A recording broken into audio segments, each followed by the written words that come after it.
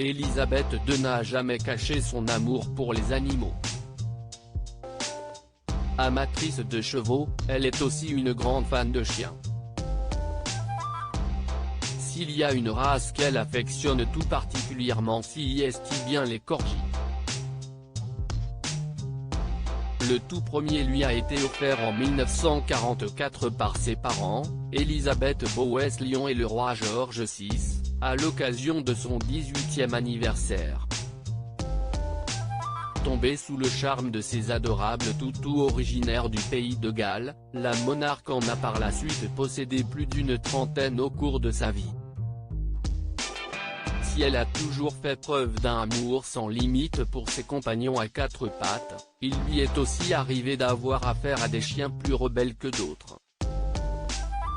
Victime d'une mutinerie de ses corgis il y a plusieurs années, la souveraine a même été obligée de faire appel à un célèbre dresseur et psychologue pour chiens afin de reprendre le contrôle sur la situation.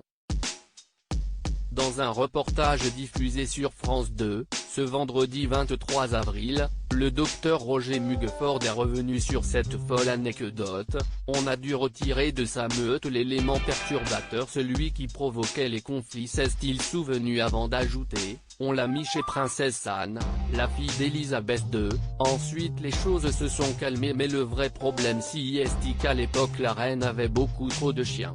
Pendant de nombreuses années, la veuve du prince Philippe a en effet vécu avec pas moins de 13 corgis, en même temps à ses côtés, de quoi parfois lui donner du fil à retordre. De nouveaux corgis pour Élisabeth II alors que Sa Majesté s'était promis de ne plus jamais adopter de nouveaux chiens afin de ne pas laisser derrière elle de jeunes animaux endeuillés. Elle a été prise de court par un cadeau que lui a fait le prince Andrew en février dernier. Le duc d'York a offert à sa mère, de nouveaux chiots corgis afin de remonter le moral de son Altesse, au moment de l'hospitalisation du prince Philippe. Désormais en plein deuil, c'est auprès de ces deux petites boules de poils qu'elle a prénommées Fergus et Muick, qu'elle trouve du réconfort.